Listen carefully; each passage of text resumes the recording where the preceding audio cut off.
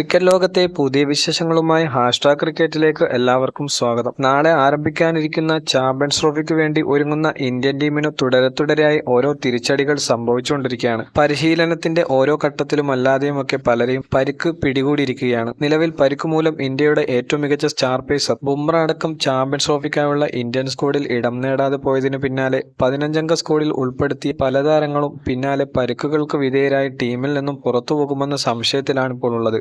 Backup ഓപ്പണറായി champions trophy സ്ക്വാഡിൽ ഉൾപ്പെടുത്തിയ യശസ്വി ജയ്സ്വാളിന് പകരം പിന്നറായ വരുൺ ചക്രവർത്തിക്ക് ഇംഗ്ലണ്ടുമായിട്ടുള്ള പരമ്പരയ്ക്കിടെ പരിക്കു സംഭവിച്ചു. അവസാന ഏകദിനത്തിൽ കളിക്കാൻ സാധിക്കാതെ വന്നിരുന്നു. പിന്നാലെ ചാമ്പ്യൻസ് ട്രോഫിയിലും അദ്ദേഹം ഉണ്ടാകുമോ എന്നുള്ളത് ഇപ്പോഴും സ്ഥിരീകരിച്ചിട്ടില്ല. അതുപോലെ ടീമിൽ നിന്നും പുറത്തായെങ്കിലും റിസർവ് താരമായിട്ട് ഇന്ത്യ ടീമിൽ ഉൾപ്പെടുത്തിയ 3 താരങ്ങളിൽ ഒരാളായ ജയ്സ്വാളിനും പിന്നീട് പരിക്കു സംഭവിച്ചു. ഇപ്പോൾ ഇതാ ICC ചാമ്പ്യൻസ് ട്രോഫിക്കായുള്ള പരിശീലനത്തിനിടെ വിക്കറ്റ് കീപ്പർ ഋഷഭ് പന്തിനും കാലിനും പരിക്ക് സംഭവിച്ചിരിക്കുകയാണ്. ദുബായിലെ ICC അക്കാദമിയിൽ പരിശീലനം നടത്തുന്നതിനിടയിൽ ഹാർദിക് പാണ്ഡ്യ അടിച്ച പന്ത് വിക്കറ്റ് കീപ്പറായ പന്തിന്റെ കാലിൽ തട്ടിയാണ് അദ്ദേഹത്തിന് പരിക്കേറ്റത്. നെറ്റ്സിൽ ഹാർദിക് പാണ്ഡ്യയോടൊപ്പം ബാറ്റിംഗ് പരിശീലനം നടത്തുമ്പോഴായിരുന്നു സംഭവം. ടീം ഫിസിയോമാരെത്തി ചികിത്സ നൽകിയെങ്കിലും പരിക്ക് ഗൗരവമുള്ളതാണോ എന്ന കാര്യം വ്യക്തമല്ല. പിന്നാലെ പന്തിന് കുറച്ചുനേരം നടക്കാൻ പോലും ബുദ്ധിമുട്ടായതായും രാജ്യാന്തര മാധ്യമങ്ങൾ റിപ്പോർട്ട് ചെയ്തിട്ടുണ്ട്. കാലിൽ ബാൻഡേജ് ധരിച്ച താരം ഉടൻ തന്നെ ഡ്രസ്സിംഗ് റൂമിലേക്ക് മടങ്ങിപ്പോവുകയും ചെയ്തു. പിന്നീട് ഗ്രൗണ്ടിൽ തിരിച്ചെത്തിയ പന്ത് പാഡ് ധരിച്ച് ബാറ്റിംഗ് തുടർന്നു. ചാമ്പ്യൻസ് ട്രോഫിക്കായുള്ള ഇന്ത്യൻ ടീമിന്റെ 2ാം വിക്കറ്റ് കീപ്പറായാണ് ഋഷഭ് പന്തിനെ ടീമിൽ ഉൾപ്പെടുത്തിയിട്ടുള്ളത്.